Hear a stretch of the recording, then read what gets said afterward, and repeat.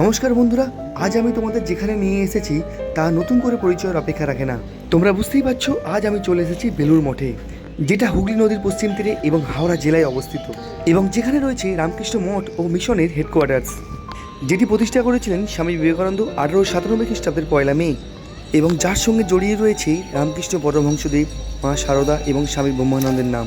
এই উপস্থাপনায় থাকবে বেলুড় মঠে কীভাবে পৌঁছাবে, মন্দির খোলা এবং বন্ধের টাইমিংস কী, প্রসাদ বা ভোগের কুপন মূল্য কত, এই প্রসাদ পাবার টাইমিংস কী, আর কিভাবে এই বেলুড়ের মহাপ্রসাদ বাড়িতে নিয়ে আসতে পারবেন, এই ধরনের মঠ সংক্রান্ত আরও অনেক খুঁটিনাটি তথ্য।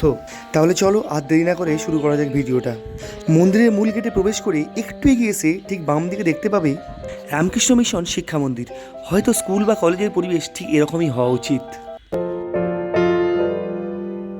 এই শিক্ষা মন্দিরের ঠিক উল্টো দিকেই রয়েছে রামকৃষ্ণ মিশনের বিবেকানন্দ শিক্ষা ও গবেষণা ইনস্টিটিউট।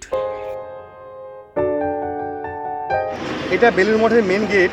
এটা দুপুর 12টা বাজলেই বন্ধ হয়ে যায়। আপনারা চেষ্টা করবেন সকাল থেকে 11:30টার মধ্যে আসার। মূল মাঠে প্রবেশ করার পর প্রথমেই বাঁদিকে দেখবেন স্বামী অর্ধেনানন্দ কনভেকশন সেন্টার।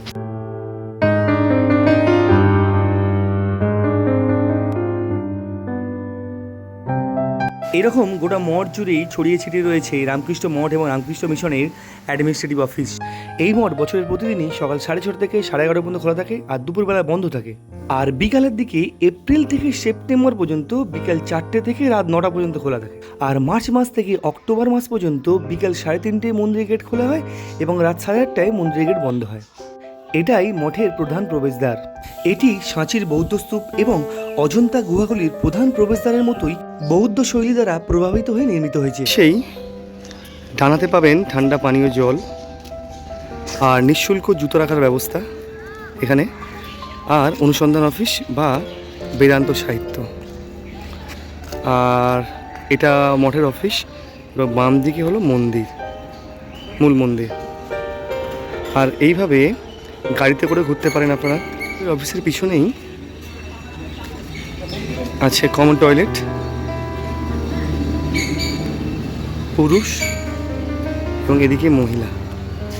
এখানে এটা নিঃশুল্ক নয়, ইউরিন এবং ল্যাট্রিনের জন্য আলাদা আলাদা শুল্ক লাগে। বেলুড় মঠের দর্শনীয় স্থানগুলির তালিকা দেওয়া আছে, আপনারা দেখে নিতে পারেন চাইলে। মন্দির, মসজিদ এবং গির্জা, এই 3 ধর্মের উপাসনাস্থলের গঠনশৈলীর মিশ্রণে তৈরি হয়েছে এই অসাধারণ মন্দিরটি। সাংস্কৃতিক বৌদ্ধবাদের এটি একটি অনুপম নিদর্শন। মন্দিরের ভিতরে আছে বিশাল উপাসনা কক্ষ, যেখানে বেদির ওপর উপবিষ্ট আছেন শ্রীরামকৃষ্ণের শ্বেত মর্মর মূর্তি। 1897 খ্রিস্টাব্দে স্বামী বিবেকানন্দ তাঁর পাশ্চাত্য শিষ্যদের নিয়ে এসেছিলেন বরাহনগরে। অনেক দেশ ও বিদেশ ঘুরে স্বামীজি বিভিন্ন স্থাপত্যের ধারণা গ্রহণ করেছিলেন। তৎকালীন প্রখ্যাত ইঞ্জিনিয়ার ও শিল্পপতি রাজেন্দ্রনাথ মুখোপাধ্যায়, যিনি পরবর্তীকালে স্বামী বিজ্ঞানানন্দ নামে পরিচিত হয়েছিলেন, তিনি এই মন্দিরের নকশা করেছিলেন। স্বামী বিবেকানন্দ এবং তৎকালীন মঠ ও মিশনের রাষ্ট্রপতি স্বামী শিবানন্দের ধারণা অনুসারে মন্দিরটির উচ্চতা প্রায় 112 ফুট। পুরোটাই চুনা পাথরের তৈরি, তবে সামনের কিছুটা অংশ সিমেন্টের। 1929-এর 13ই মার্চ এর ভিত্তিপ্রস্তর স্থাপিত হয়েছিল এবং এই বিশাল নির্মাণটি করেছিল মার্টিন অ্যান্ড বার্ন কোম্পানি। এবার আসি এই মন্দিরে আপনারা কিভাবে পৌঁছাবেন। এই মন্দিরে আপনারা দুভাবে পৌঁছাতে পারেন। একটি হাওড়া স্টেশন দিয়ে, সবচেয়ে ভালো হয় সকাল 7:40 হাওড়া স্টেশন থেকে সরাসরি বেলুড় মঠ আসার ট্রেন আসে। ওটা না পেলে বেলুড় স্টেশন যাওয়ার জন্য অনেক ট্রেন পেয়ে যাবেন। বেলুড় স্টেশনে নেমে আপনার সিঁড়ি ধরে উপরে গিয়ে 1 এবং 2 নম্বর প্ল্যাটফর্মের মাঝখানে নামবেন। সেই 1 এবং 2-এর মাঝখান থেকে একটি সাবওয়ে গেছে, সেই সাবওয়ে ধরে গিয়ে আপনারা বেরোবেন টোটো স্ট্যান্ডের মুখে। ডান দিকে টোটো স্ট্যান্ড। এখান থেকে বেলুড় মঠ পাক্কা 2 কিলোমিটারের রাস্তা। ভাড়া নেবে 15 টাকা, টাইম লাগবে 8 থেকে 10 মিনিট। টোটোতে করে আসার সময় যদি মূল এই গেটে নেমে পড়েন, তাহলে নামার সময় এই বাঁদিকে দেখে নিতে পারেন রামকৃষ্ণ মিশন এবং সারদা পীঠের শোরুম। এখানে বই, সিডি, ছবি ইত্যাদি বিক্রি হয়। আর যদি হুগলি নদীর পূর্ব দিক অর্থাৎ দক্ষিণেশ্বরের দিক থেকে আসেন, তাহলে এই যে স্কাইওয়াক যেখানে শেষ হচ্ছে, দক্ষিণেশ্বরের যেখানে মূল গেট, তার ঠিক বাম দিকে যে রাস্তাটা গেছে, এখান থেকে পাক্কা 1 কিলোমিটার হচ্ছে মা ভবতারিণী ঘাট। এই ভবতারিণী ঘাট পেরিয়ে মাত্র 11 টাকা দিয়ে আপনারা পৌঁছে যেতে পারেন বেলুড় মঠে।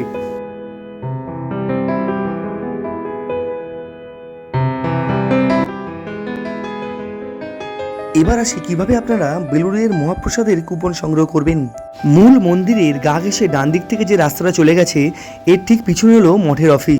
সকাল 11:30 পর্যন্ত মঠের এই অফিসে গিয়ে যে কোনো মূল্য দিয়ে আপনারা কুপন সংগ্রহ করতে পারেন। এখানে ভোগের নির্দিষ্ট কোনো কুপন মূল্য নেই, অর্থাৎ আপনারা যদি দুজন খান সেক্ষেত্রে আমরা 50 টাকাও দিতে পারেন, 100 টাকাও দিতে পারেন, আবার 500 টাকাও অনুদান হিসেবে দিতে পারেন, সেটা ওরা সাদরে গ্রহণ করবে। যতজন প্রসাদ গ্রহণ করবেন সেই সংখ্যাটা ওখানে উল্লেখ করবেন, ওখানে ওরা একটি করে কুপন দেবে প্রতি মাথা পিছু। এই বাম দিকে হলো অফিস, এর ভিতরে মহারাজরা বসে আছে কুপন কাটার জন্য। প্রসাদের জন্য কুপন সংগ্রহ করে নিয়েছি। কুপন সংগ্রহ হয়ে গেলে ঘুরে দেখুন মঠের চারপাশটা, সেখানে মা শারদা, স্বামী বিবেকানন্দ এবং স্বামী ব্রহ্মানন্দের মন্দির রয়েছে। বেলুড় মঠের মূল মন্দিরের পাশে এবং হুগলি নদীর ধারে নির্মিত হয়েছে স্বামী ব্রহ্মানন্দের মন্দির। রামকৃষ্ণ পরমহংসদেবের শিষ্য এবং রামকৃষ্ণ মঠ ও রামকৃষ্ণ মিশনের প্রথম সভাপতি স্বামী ব্রহ্মানন্দকে উৎসর্গ করে এই মন্দিরটি নির্মিত হয়েছিল। এখানে স্বামী ব্রহ্মানন্দের পার্থিব শরীরকে দাহ করা হয়েছিল, সেই স্থানেই এই মন্দিরটি নির্মিত হয়েছে। মন্দিরের পিছনের দিকে এবং হুগলি নদীর তীর বরাবর এইভাবেই বিভিন্ন শাকসবজি চাষ করা হয়েছে।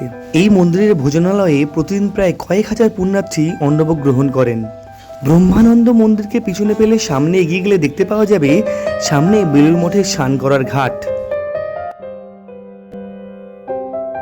স্নান করার ঘাটের পাশে একটা অস্থায়ী চেঞ্জিং রুম আছে, সেটাও দেখতে পেলাম। ঘাটের ঠিক উল্টো পাশে রয়েছে মা শারদা দেবীর মন্দির। পবিত্র মায়ের এই মন্দিরটি রামকৃষ্ণের আধ্যাত্মিক সহধর্মিণী শারদা দেবীকে উৎসর্গ করা হয়েছে। যে স্থানে শারদা মায়ের পবিত্র মৃতদেহ দাহ করা হয়েছিল সেই স্থানেই এই মন্দিরটি নির্মিত হয়েছে। 1920 খ্রিস্টাব্দের 21শে জুলাই এই মন্দিরটি পবিত্র করা হয়েছিল। শারদা মায়ের মন্দিরকে পিছনে পেলে দক্ষিণ দিক বরাবর এগিয়ে গেলে দেখতে পাওয়া যাবে স্বামী বিবেকানন্দ মন্দির। স্বামী বিবেকানন্দ মন্দিরটি সেই স্থানে দাঁড়িয়ে রয়েছে যেখানে 1902 সালে স্বামী বিবেকানন্দের পার্থিব মৃতদেহকে দাহ করা হয়েছিল। মন্দিরের পাশে একটি বেলগাছ রয়েছে, যার নিচে স্বামী বিবেকানন্দ প্রায়শই বসতেন। স্বামীজির ইচ্ছা অনুসারে এই বেলগাছের পাশেই স্বামীজির দেহ দাহ করা হয়েছিল। এই মন্দিরটির উপরে বাংলা অক্ষরে লেখা একটি ওম চিহ্ন রয়েছে, আর এই মন্দিরের নিচে রয়েছে স্বামী বিবেকানন্দের একটি প্রতিচ্ছবি। আর মন্দিরের ডান পাশে এইভাবে ফলকের মাধ্যমে বাংলা, ইংরাজি এবং হিন্দিতে বেলগাছ সম্পর্কে তথ্য রয়েছে। এই মন্দির ও তার আশেপাশে সৌন্দর্য দেখতে দেখতে দক্ষিণ দিকে এগিয়ে গেলে আপনারা দেখতে পাবেন একটি সমাধিক্ষেত্র। এই সমাধিক্ষেত্রে ভগবান শ্রীরামকৃষ্ণের 7 জন সন্ন্যাসী শিষ্যের পূর্ণ দেহ আগুনে আহুতি দেয়া হয়েছিল।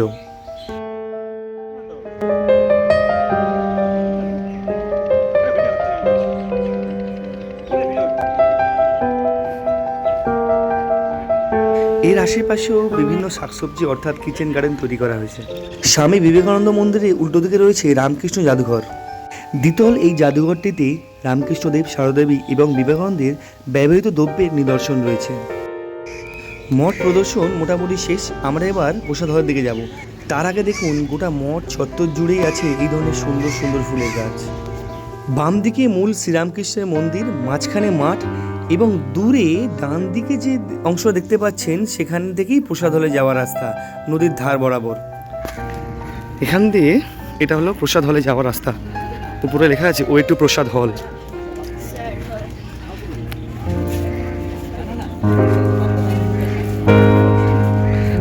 ডান দিকে হাত ধোয়ার জায়গা আছে এবং একটা খাওয়ার জল বটে, লেখা আছে ড্রিঙ্কিং ওয়াটার। আর এই হলো সুদর্শনীয় রাস্তা, আর সামনে হুগলি নদী। এখন কিছুটা সময় উপভোগ করুন হুগলি নদীর সৌন্দর্য। এটা প্রসাদ হলে যাওয়ার রাস্তা, সুদৃশ্য রাস্তা। একটু দেরি হয়ে যাওয়া, এখানে কাউকে সেরকম দেখতে পেলাম না। এখন প্রায় 12টা বাজে, চলেছে প্রসাদ হলের দিকে। এই রাস্তাতে সোজা এগিয়ে গেলে প্রসাদ হল। প্রসাদ হলে যাওয়ার রাস্তা এটা। আর এটা হলো প্রসাদ হল, যেটা এখনও একটু কাজ বাকি আছে দেখলাম। আর প্রসাদ হলের ডান দিকে ও টয়লেট আছে, লেডিস এবং জেন্টস উভয়েরই।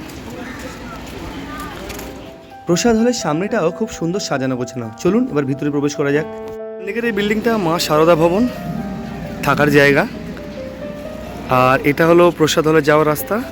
আর ওদিকে প্রসাদ হল থেকে বেরোনোর রাস্তা এবং তার পাশে হাত ধোয়ার জায়গা, এটা এন্ট্রি গেট। প্রসাদ হলে এখনও কিছু কাজ চলছে। প্রসাদ হল অত্যন্ত বড় আর একদম। প্রসাদ হলটি ভীষণ বড়, একসঙ্গে প্রায় 1000 মানুষ বসে খেতে পারবেন।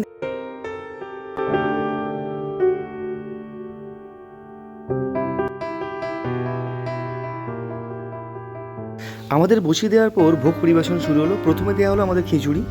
আমি ভেবেইছিলাম বেলুড়ের মহাপ্রসাদ বাড়িতে নিয়ে আসবো, তাই একটা টিফিন বক্স সঙ্গে করে নিয়েছিলাম। আমি জানতাম যে প্রথমবারে ওরা দেবে না, তাই প্রথমবারে টিফিন বক্সটা আমি ওপেন করিনি। খিচুড়ি মহাপ্রসাদ দেওয়ার পর ওরা আমাদের তরকারি দিল, তারপর যথারীতি বড় জায়গায় জল দিতে দেখলাম। এরপর দেখলাম দ্বিতীয়বারের জন্য খিচুড়ি ভোগ রিপিট হচ্ছে। প্রথমবার আমি আমার টিফিন বক্স ওপেন করে রাখিনি, দ্বিতীয়বার আমি টিফিন বক্সটা ওপেন করে রেখেছি। এখন দেখা যাক ওনারা টিফিন বক্সে খিচুড়ি ভোগ দেয় কিনা। খিচুড়ি ভোগ দিয়ে দিল দ্বিতীয়বারে।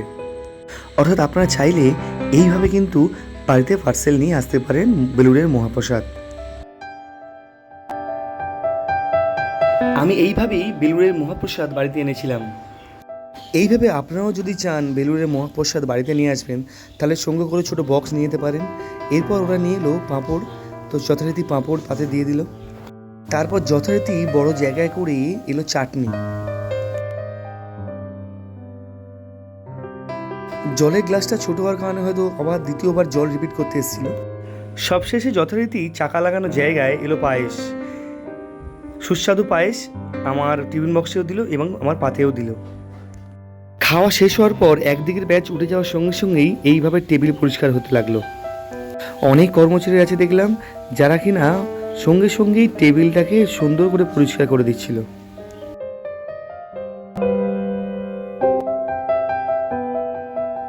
আর একদল লোক প্লেটগুলোকে সুন্দরভাবে তুলে নিচ্ছিল, আর খাবার প্লেটগুলোকে ভিতরে সুন্দরভাবে পরিষ্কার করতেও দেখলাম। খেয়ে দিয়ে এদিক থেকে বেরোবেন, বেরিয়ে এদিকে হাত ধুয়ে এই রাস্তা দিয়ে সোজা এগিয়ে যেতে হবে। এটাই এক্সিট। আপনারা যেটা দিয়ে এসছেন সেটা দিয়ে ফিরতে পারবেন না। এখানে হাত ধোয়ার জন্য প্রায় 200টার বেশি কল আমি দেখতে পেলাম। মন্দির চত্বর থেকে এটা বেরিয়ে যাওয়ার রাস্তা, আবার মন্দির চত্বরে প্রবেশ করে যাবে ঠিক বিকাল 4টের পর।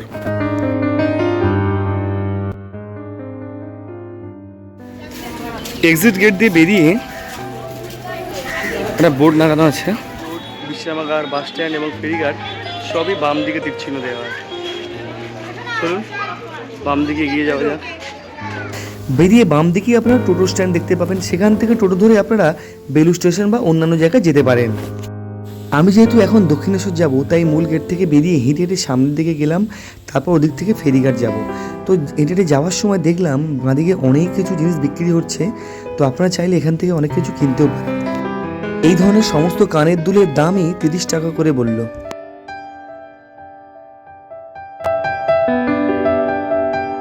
দুর্ভাগ্যবশত যদি বেলুড় মঠের মহাপ্রসাদ না পান, তাহলে বেলুড় মঠের গেটের ঠিক সামনেই এই ধরনের অনেক খাবার দোকান রয়েছে। বেলুড় মঠে ঢোকার গেটের ঠিক ডান দিকে এটা বেলুড় মঠের মানচিত্র, আপনারা চাইলে এটা দেখে নিতে পারেন। এটা মঠে প্রবেশ করার গেট, আর এর ঠিক ডান দিকেই রয়েছে ফেরিঘাট যাওয়ার রাস্তা। সাধারণ দিনে টোটোগুলো মঠের গেটের সামনে নামালেও অনুষ্ঠানের সময় সেই দূরের গেটে নামায়। ফেরিঘাট যাওয়ার পথে বাঁদিকে আপনারা দেখতে পাবেন রামকৃষ্ণ মিশন চ্যারিটেবল ডিসপেন্সারি। ফেরিঘাট যাওয়ার পথে এখানে অনেক খাবার দোকান আছে, চাইলে আপনারা টিফিন অথবা ভাতও খেয়ে নিতে পারেন। ফেরিঘাট যাওয়ার পথে এটা হলো বেলুড়ের পলিটেকনিক কলেজ, আর এটা মাঠ, আর দূরে ওটা দেখছেন Belur college, Belur BEd college ওটা। আর এই যে বাউন্ডারি ওয়ালের পাশ থেকে এটা হচ্ছে ফেরিঘাট যাওয়ার রাস্তা। মাঠের বাউন্ডারি ওয়ালের পাশ থেকে এটাই হলো ফেরিঘাট যাওয়ার রাস্তা। এখান থেকে সমস্ত জায়গায় টোটো পাওয়া যায়, আপনারা চাইলে টোটোতেও ফেরিঘাটে পৌঁছাতে পারেন। ফেরিঘাট যাওয়ার রাস্তার পথে এরকম সাইনবোর্ডে প্রাচীন ভারতের কতিপয় বিখ্যাত সাহিত্যিকদের ছবি এবং সাহিত্যকীর্তি দেওয়া আছে। এই রাস্তা দিয়ে হেঁটে গেলে 4 থেকে 5 মিনিটে আপনারা বেলুড় মঠ যে ফেরিঘাট আছে সেখানে পৌঁছাতে পারবেন। ডান দিকে বেলুড় মঠ পুলিশ ফাঁড়ি দেখতে পাবেন। তারপর কিছুটা এগিয়ে গিয়ে অনেক দোকানপাট পেরিয়ে আপনারা ফেরিঘাটে উঠতে পারবেন। আপনারা যদি দক্ষিণেশ্বর থেকে আসেন, অর্থাৎ ফেরিঘাট পেরিয়ে আসেন, ঠিক এদিক থেকেই আপনারা বেলুড় মঠ যাওয়ার রাস্তাটা পাবেন। আর ডান দিকে আছে আনন্দ ভবন, এখানে রুম ভাড়া নিয়ে থাকা যায়। এখানে যে কেউ চাইলে এসে ভাড়া করে থাকতে পারে। এখানে বিশ্রামাগার আছে, বেলুড় মঠের পক্ষ থেকে তৈরি করা হয়েছে। হ্যাঁ, অনেক মানুষ বিশ্রাম নিচ্ছেন। সরকার এবং মঠ কর্তৃপক্ষের পক্ষ থেকে বেলুড় মঠ যে লঞ্চ ঘাট, এটাকে খুব সুন্দর করে সাজিয়ে তোলা হয়েছে। আর এই ডান দিকে হচ্ছে টিকিট কাউন্টার। এখান থেকে অনেক জায়গার যাওয়ারই লঞ্চ ছাড়া হয়, দক্ষিণেশ্বর, বরাহনগর, বাগবাজার, হাওড়া, মিলেনিয়াম পার্ক ইত্যাদি বিভিন্ন জায়গায়। আমরা যে দক্ষিণেশ্বর যাব, এর ভাড়া দেখলাম উপরের চার্টেই আছে 11 টাকা। খুব সুন্দর সাজানো গোছানো এই ফেরিঘাট। আমি যেহেতু দক্ষিণেশ্বর যাব, তাই দক্ষিণেশ্বর যাওয়া লঞ্চের দিকে আমি এগিয়ে চললাম। সামনে ইন্ডিকেট করাই আছে দক্ষিণেশ্বর এই দিকে। আমার হাতে 11 টাকার টিকিট। আর এখানে আপনারা কিউআর কোড স্ক্যান করে, মেট্রো রেলের মতোই কিউআর কোড স্ক্যান করে আপনারা গেট খুলে যাবে, সেখান থেকে দক্ষিণেশ্বর লঞ্চ ধরতে পারবেন।